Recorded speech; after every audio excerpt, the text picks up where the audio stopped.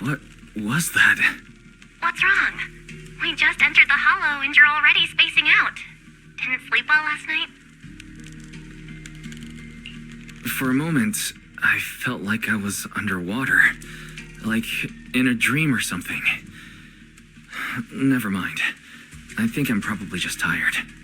Maybe you've been pushing yourself too hard these days.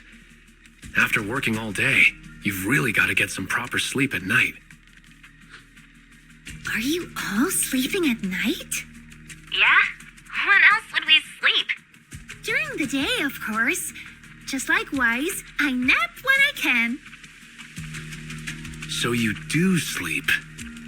You've been saying how the night horror would take you in your sleep, so I thought you chose not to. You have to sleep. And dreams are important. Granny says dreams are where you talk to those who've passed away.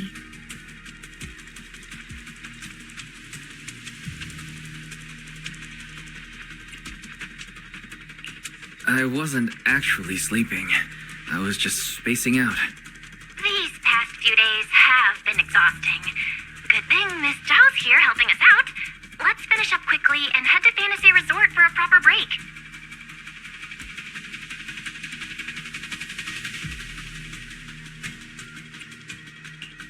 Fantasy Resort. Hearing that snapped me right out of it. Let's go. All right, pull yourself together. Let's head to the safe house to find Itari.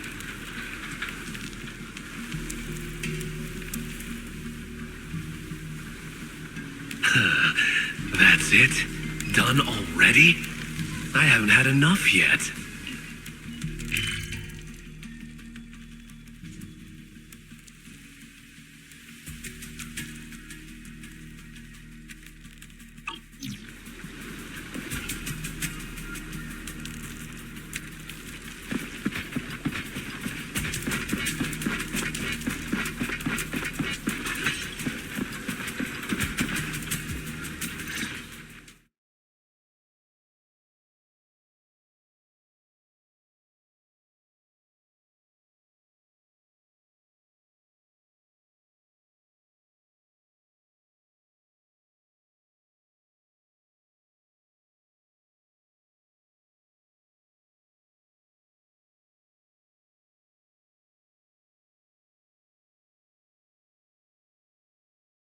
let's make this quick. As soon as we pick up Itari, let's...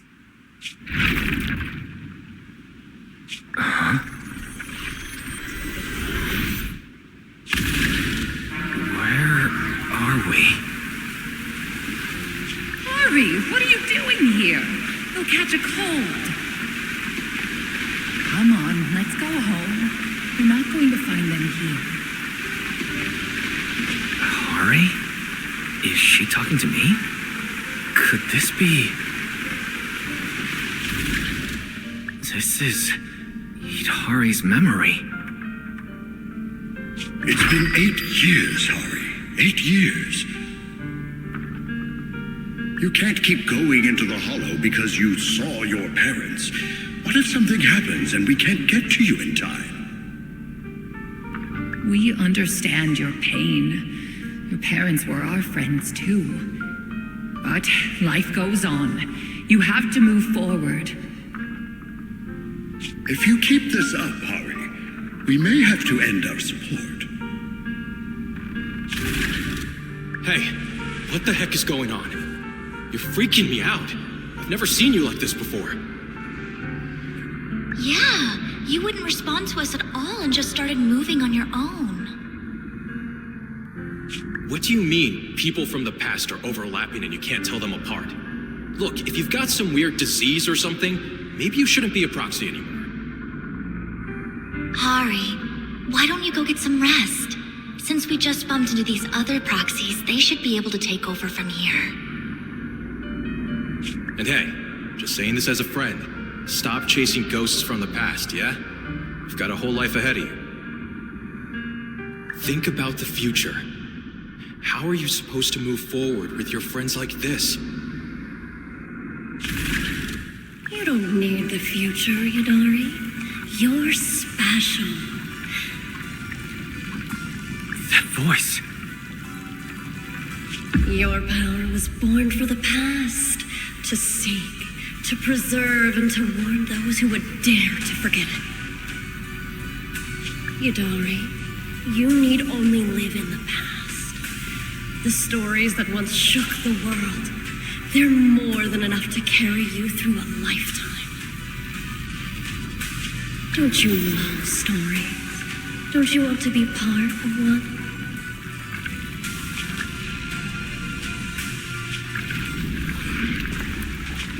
Sarah! What's wrong, Wise? Huh? No one's here. Where's Sarah? The safe house is empty, and Itari's not here either.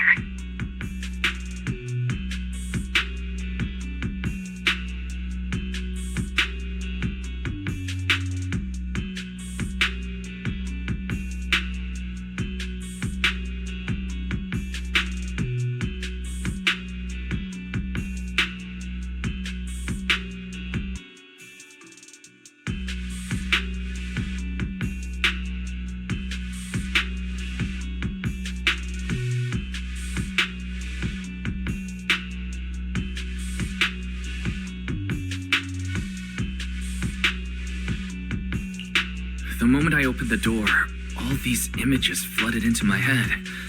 The harbor, hollow raiders, the auditorium of the town, and Sarah. It almost felt like I was seeing Itari's past through her eyes. Detected unstable ether residue on the door handle. It's a strong match for the ether environment we observed around Itari at the auditorium. First contact triggered a significant reaction from the smart lenses in your eyes, Master. Your eyes seem to be connected to an unknown power.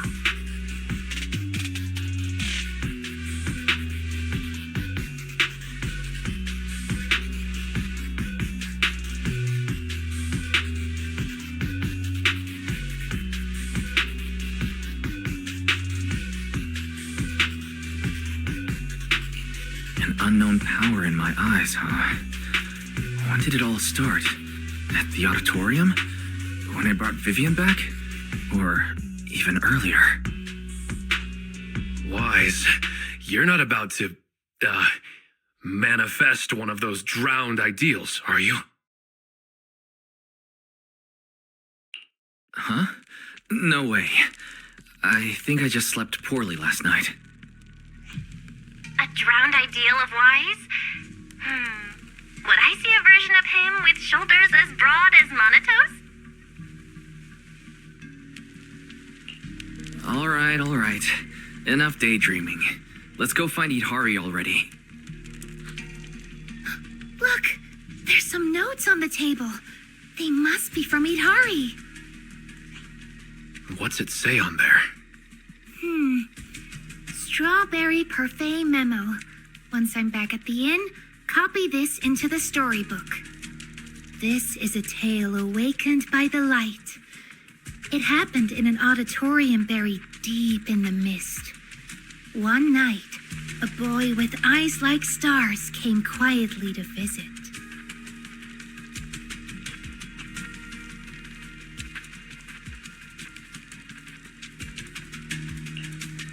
There's no need to read the whole thing. Pretty sure we all know where the story's headed. Read it all out. It's okay. Unless Wise is getting shy or something. This is your big debut as the story's protagonist after all. Let me see if there's anything we don't know yet. Here, on the last page. Moss's words made me realize that was Wise's story, not mine. I should return to my own story. Thank you for coming to find me. What does that mean?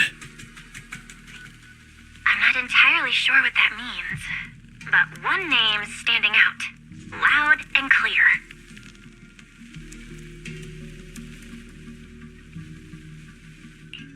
Yep, Moss again. Idhari's probably gone back to the town. We should go and ask her directly.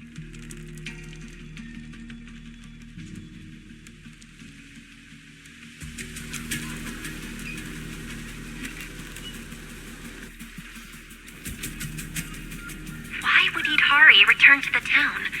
She has no reason to go back there. That's Lantern Bearer. Why is she here?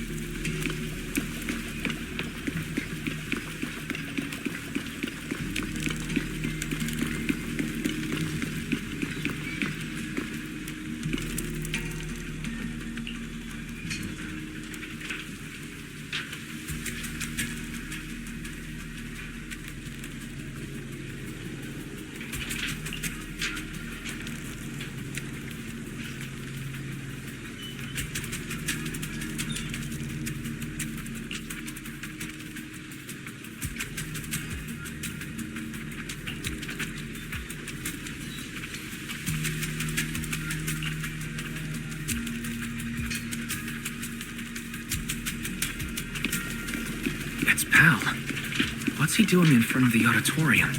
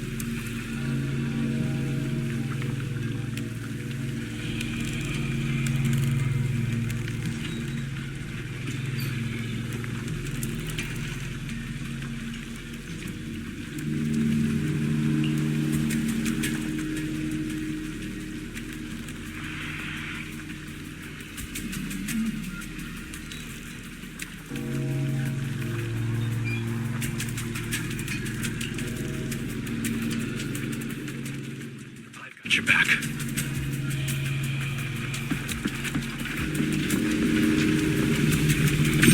Behind the door?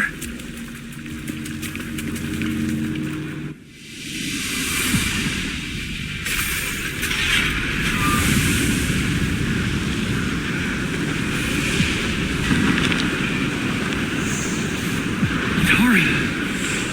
That voice. Stay back. It's dangerous. What the heck is going on? Freaking you. Never seen you like this before. Don't bother. Think up with someone else. How are you supposed to move forward with your friends? You can't keep going into the hollow because you saw your parents. It's been 8 years. You can't keep waiting for them. Please, Mommy is begging you. Why are you pretending not to Seen the past. You shouldn't scare your classmates like that. Always go with the flow. Believing that Why don't you go get some rest? I'm cutting off your funding. Maybe you should have been at your pace. Goodbye, I've had enough! I want someone else! And in the end, I will remain here. Voices are calling me. I can't abandon them. I should embrace my true desire. Don't listen to those voices.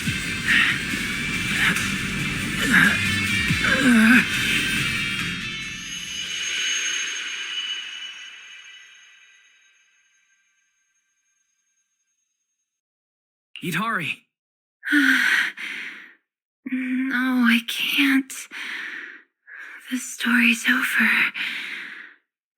I should sleep now. Stay with me, Itari. I promised I'd get you out of the hollow. My story ends right here. This is where I drift off. I'm sorry. If only we had met sooner. But we only found each other at the end of the story. The end? No, this is the beginning. The Strawberry Parfait storybook has just begun. Remember? My storybook. Don't fall asleep. Keep writing. Don't become an author who leaves their story unfinished.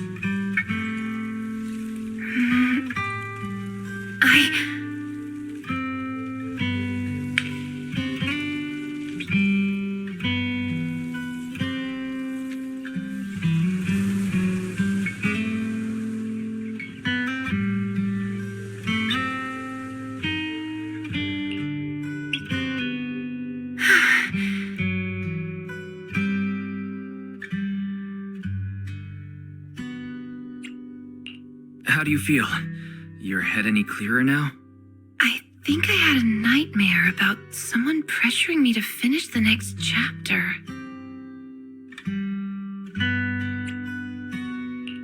If you keep sleeping, the nightmare will totally come true. Sorry, Wise. I've caused you trouble again. happened, Hidari? You said you'd wait for me at the safe house. Why'd you come back on your own? Maybe I just couldn't resist my curiosity. Moss showed me the truth about the town, but the truth brought nothing but despair. Would you like to see? Behind that door in the corner, there's a hidden room. That's where the ending is. Not just mine, but the ending for everyone in the town.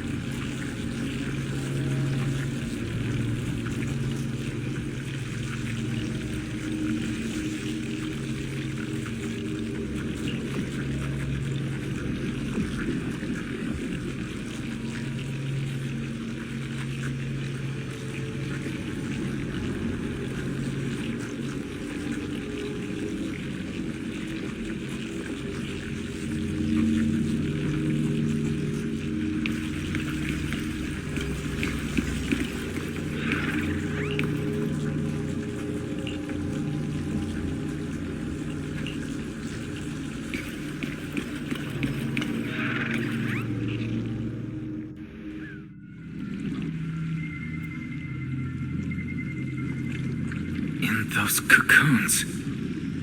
This is the truth the town holds. And the reason I can't leave.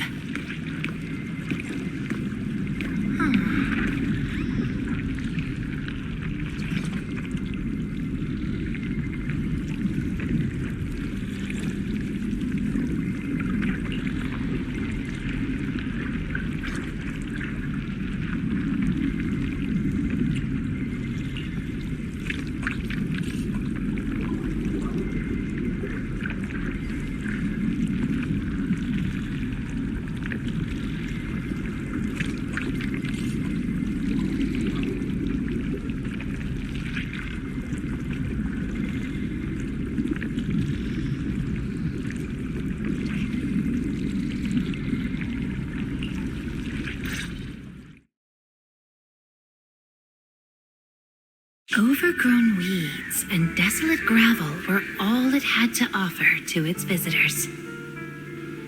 Fanatics, conspirators, and a prisoner who had yet to realize she would be trapped here for a long, long time.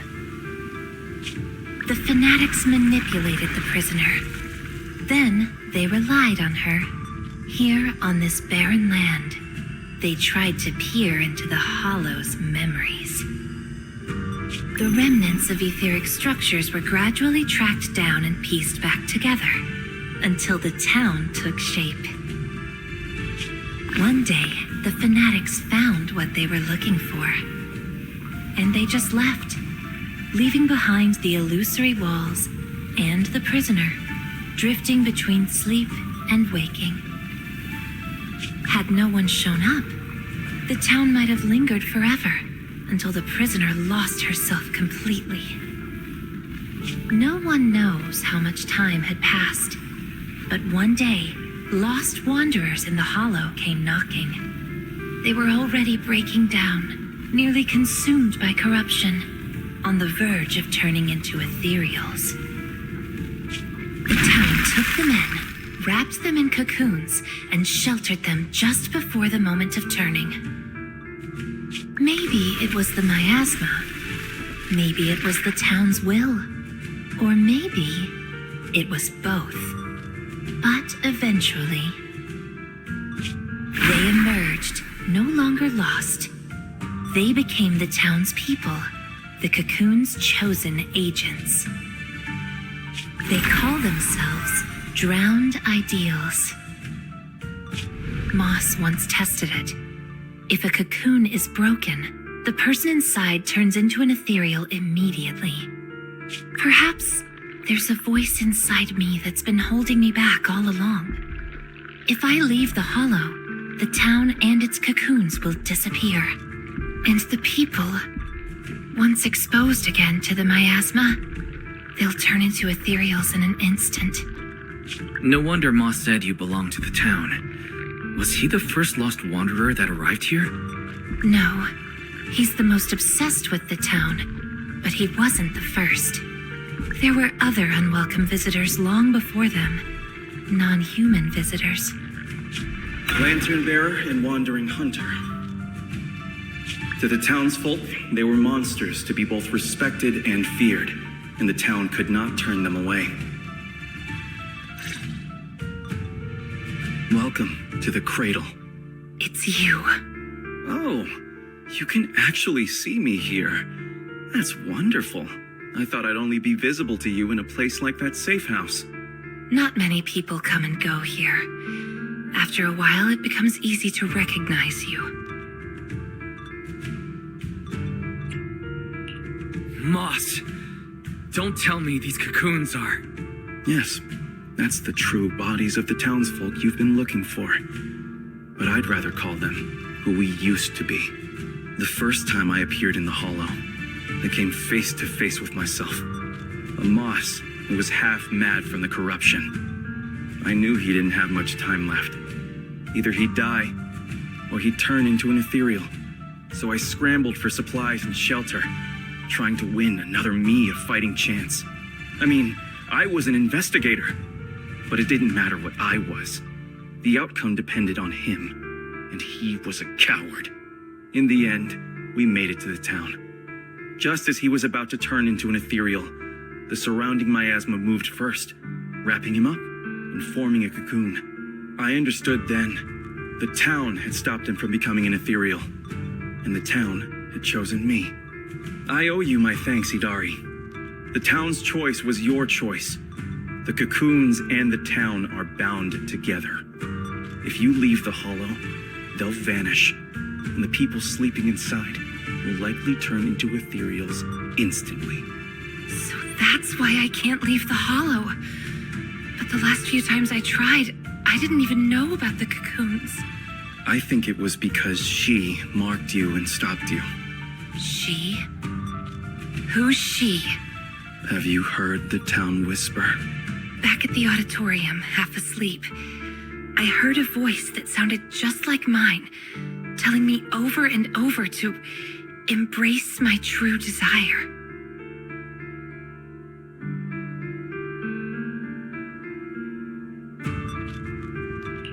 Come to think of it, I did hear a voice like yours when I first arrived in the town. That's her. She's the will of the town. The town is alive, breathing, thinking, speaking to everyone who walks its streets.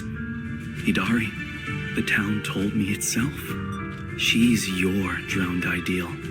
One day, you'll be fully cocooned too, becoming the town's heart, watching over every lost soul in the cradle, sheltering them, guiding them into their new lives. That's how it was meant to be. But because of Wise's interference, you stopped wanting to dream. He gave you new dreams, didn't he? The new dreams made you want more than just watching other people's stories. I don't want to abandon the cocoons. And I don't want to break my promise to Wise. I hate the feeling of being left behind. That's why this time, I'm going to find an ending where I can hold on to both.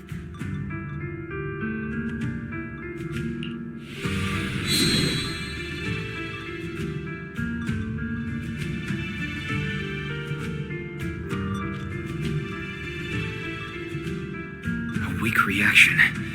Even with this many lumen boxes, it's still not enough. Wait, what are those in your hand? Did they just cause the cocoons to react? No way, those things are dangerous. Could you hand them over to me?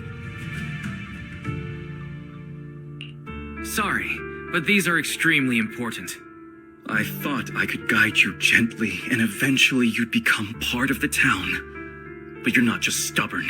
You're even trying to take the townsfolk away. Looks like I'll have to use stronger methods. We still have a lot to discuss about Lantern Bearer, Wandering Hunter, and why Monito still hasn't cocooned. But it seems we just don't have the patience anymore. Fine. We'll talk after you've cocooned, when we're kin.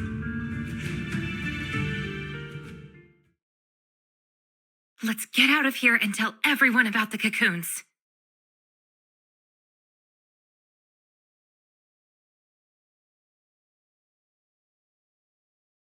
Oh, Itari's here too! You guys okay? Moss came out of the auditorium yelling, and then the townsfolk suddenly swarmed us. We had to fall back here. What's going on? The townsfolk's actual bodies are down in that room. They're all wrapped in cocoons. Got it. I'll hold the door, and you guys figure out how to open those cocoons. It's not that simple. If we destroy the cocoons, the people inside will be corrupted and instantly turn into ethereals. What if we take the cocoons out of the hull? I took a look. The cocoons are really tall and there's a ton of them. I don't think moving them while fighting's gonna work. Can't fight. Can't move them. These cocoons are basically hostages. Looks like our only choice is to fight our way out and get word to Miss Zhao's rescue team. Let's go!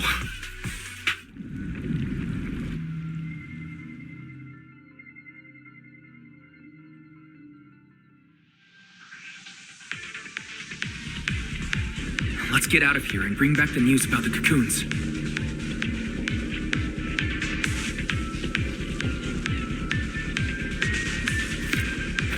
Quick, to the auditorium! Stop them! Get to safety if you can't fight!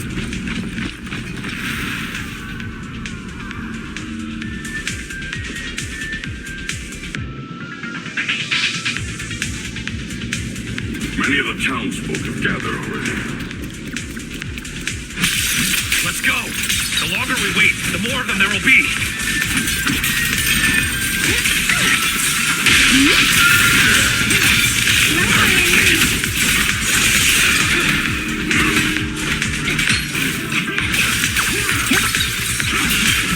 Road ahead is blocked! Let's try another way. Can you tell us apart? I took note of how you dressed and sounded back at the safe house. As long as there aren't too many figures, I can recognize you. Though your faces still look blurred to me. That's good enough. It'll make it easier to fight together. Strawberry parfait, Adam Hamamaru, get ready to unleash the combo move! That's not the kind of teamwork I meant.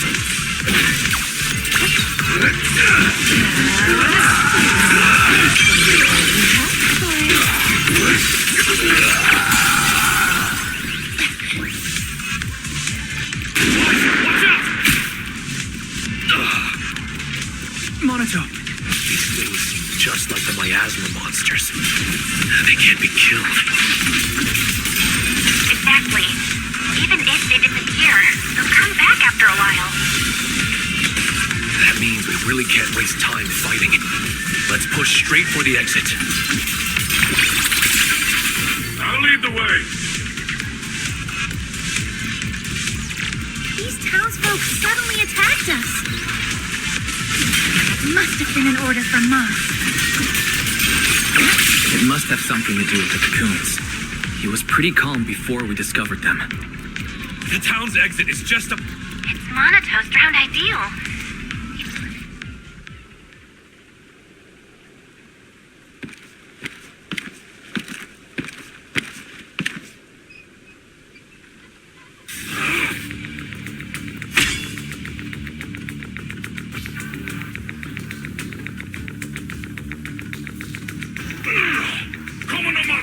What are you doing? Don't yell at me. It's not like I... Hey! What the hell are you doing? What am I doing? You know damn well. I'm doing what you really want to do. Don't deny it. If only I was stronger than Banyue. Isn't that exactly what you're thinking right now?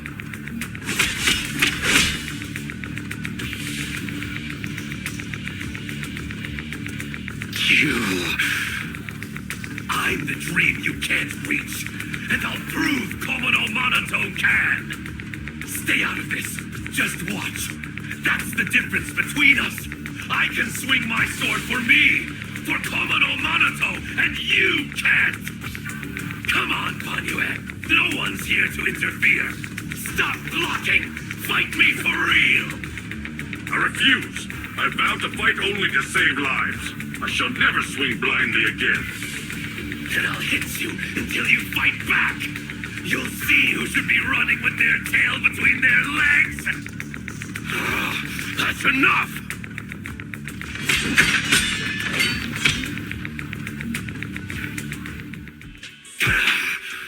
Again, Banyue.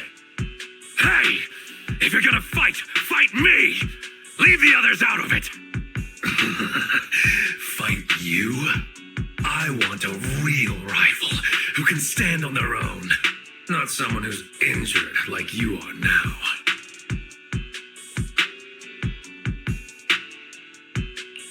Monato, you're injured. Are you okay? I'm fine. It's just a scratch. I'll say it for you. You tell everyone that. But can you really fool yourself? You're always covering the rear, always taking direct hits. How can we fight fair when you're never at full strength? One of you fights to protect his friends. The other swings for pride when attack even the innocent. Who is truly stronger? The answer is obvious. Friends? Komodo Monoto doesn't need any friends. Carrying something meaningless like that will only weigh your sword down. Enough. You just want a clean fight, right? So do I. Next time, just you and me. No one else. Fine. I'll trust you this once. Show up next time without half a dozen injuries, and I'll show you just how strong you could have been.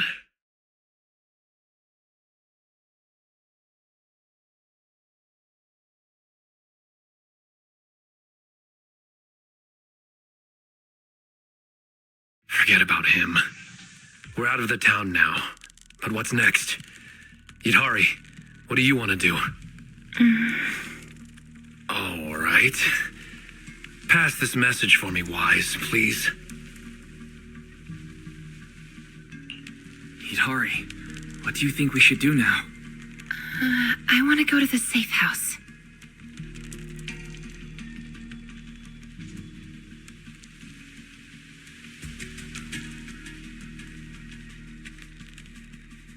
So that means, even if we find a way out, we can't really use it, can we?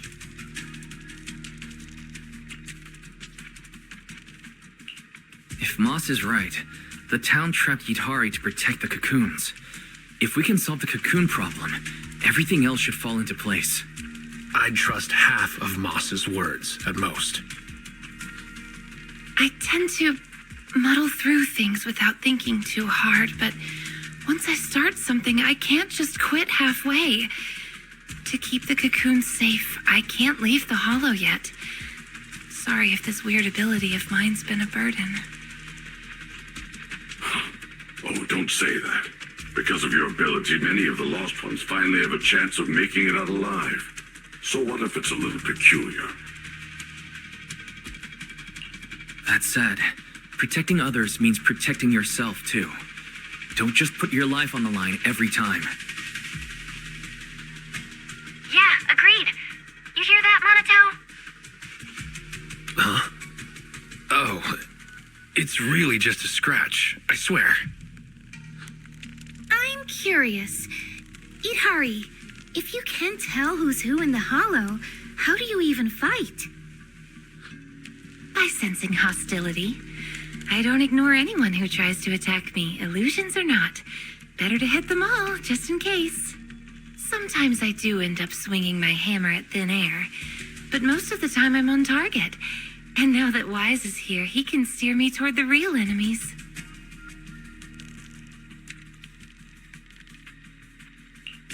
From now on, wait for me before doing anything. And whatever you do, don't open the door for anyone. Oh, and here, hold on to this little drum. If a knockwisp knocks, you can scare it off with this. Raise your hand if you have any questions. Knockwisp? What's that?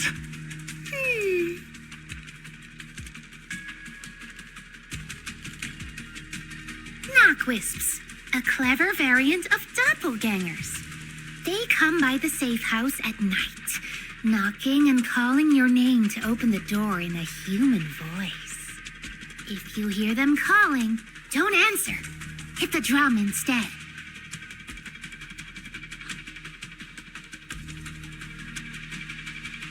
So, how exactly should I drum?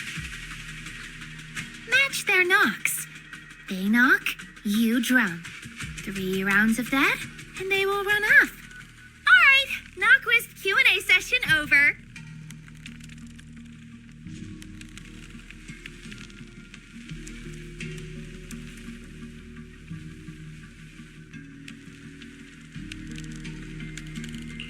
All right, Monato. Let's head back. Everyone's rested up, so let's get back to Phylum Heights. Now that we know where the cocoons are, no more tiptoeing around. The next step's our showdown with the town.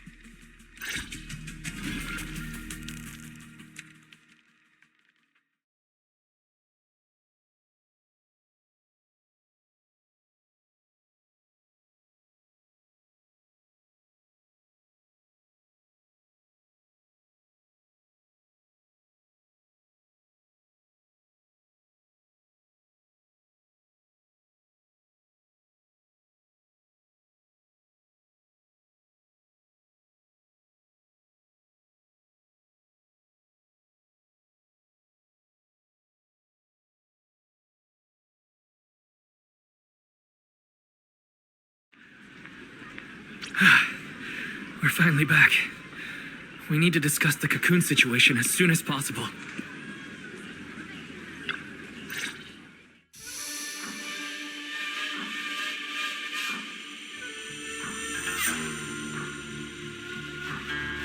right, we're up to speed now.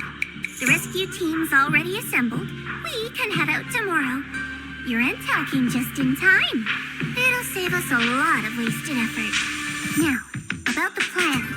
Plan A is to hit the town hard first, keeping all the drowned ideals from fighting back, and then send in a transport team to haul the cocoons out. The problem is that's easier said than done. You can't take down a drowned ideal for good with brute force.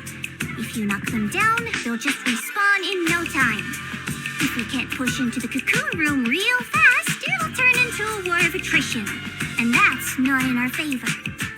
So, are you saying there's a better plan B? Yes, you're right. And that brings me to my colleague here.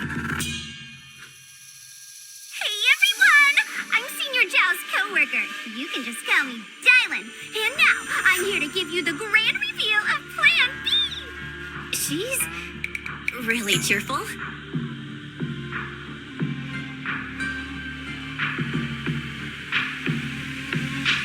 Are you sure you two are colleagues? Since you've never dealt with Krampus, it's normal to have a few stereotypes about tops. But trust me, every employee here is completely different in style, and that's thanks to our boss. Anyway, go on, Dylan.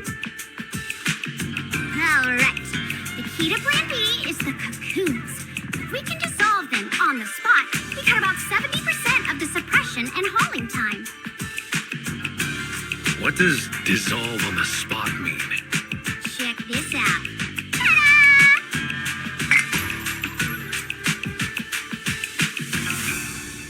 The lumen boxes we gave you before were just a weekend portable test model. This one is the prototype, and its name is... Master Lumen! Master Lumen? Hey, Lucia finally perked up. That name is, kind of weird. Wait, isn't it called the high-frequency loom? Boss said the real name's classified! This is one of Krampus's secret weapons. Only a handful of people in all of Tops know it exists. Well, now we all do. Oh, hey, that's all right. Boss also told me since bringing it here in Wi-Fi is a top secret op, I should give it a low-key nickname to blend in. And since that Master Tiger movie is super popular now, I borrowed it. Nice. It's a great name. Thanks for the compliment. Anyway, this baby is way more powerful than a lumen box. If it fires up properly, it can suck up a whole room's worth of miasma in no time. So, if it fires up properly, we'll basically make the room with the cocoons a temporary safe zone. That means, even if a cocoon breaks, nobody's turning into an ethereal. We could save everyone trapped inside and wipe out all of the drowned ideals on the spot. But you just said if it fires up properly twice. Kinda hard not to be concerned about that. Because Master Lumen has a nasty temper. One bump here or there and its energy starts leaking. Mess up the start sequence even a little and the absorption rate goes all over the place. That's exactly why we've been working on a safer, more portable model. But I figure no harm in trying it here, right? If it works, we can make this whole op a lot more efficient. My plan's to split into 2 teams. The Joint Search Squad will attack the town head-on, drawing the drowned ideal's attention. You guys slip into the auditorium with Master Lumen, get as close to the town's heart as you can, and fire it up! If it fails, no big deal. Just bring it back out and we'll fall back on Plan A.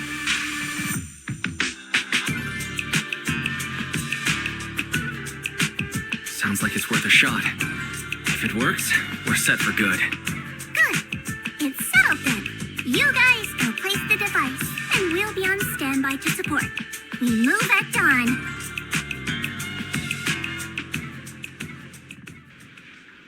It's getting late. Let's have a quick word with everyone before resting.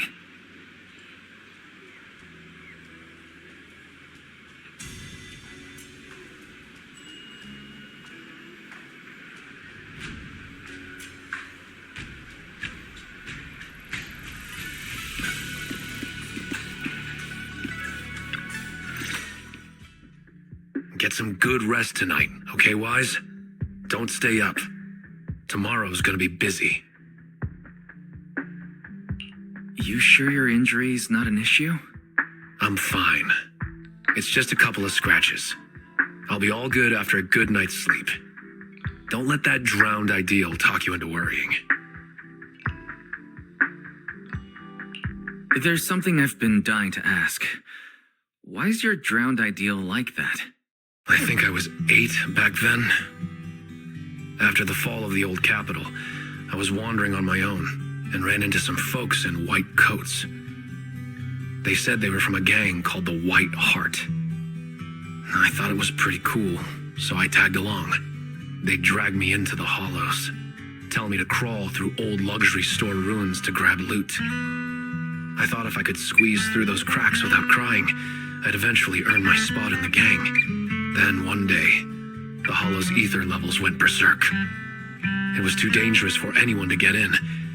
The boss called it quits, divvied up the loot, and kicked me to the curb. They never saw me as part of the gang.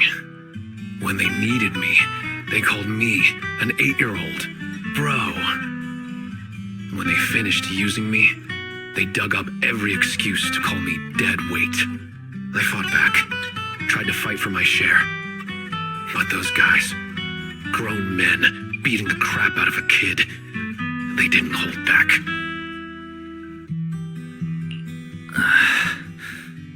That day, when I could only crouch on the ground with my head in my arms, I swore to myself that Komono Monato needed no friends, trusted no one, and he'd fight for himself and himself alone. And that one day I'd go back to the White Heart, beat every last one of those laughing jerks to the ground, and make them kneel and call me boss.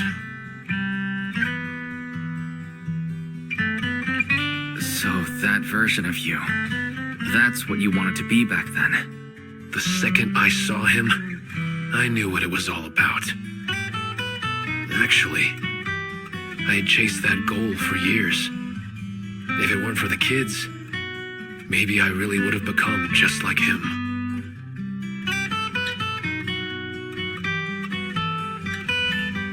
The kids? Yeah. I guess you could say I found them. Or maybe they found me. Either way, we're family now. I've got a soft spot for being called brother. But the kids taught me there's a difference between asking something of you and treating you like family. Bro and brother can be really different. Wise, tomorrow, I want to go alone.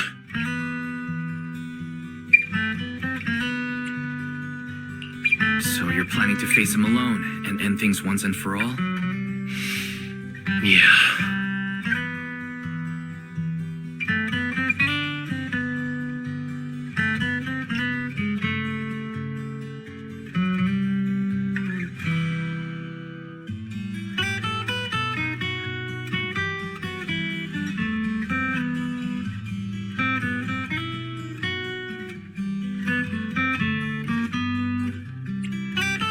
Then go. Make sure you win. Don't worry. I won't lose. I'm not like him. I've got people waiting for me to come back.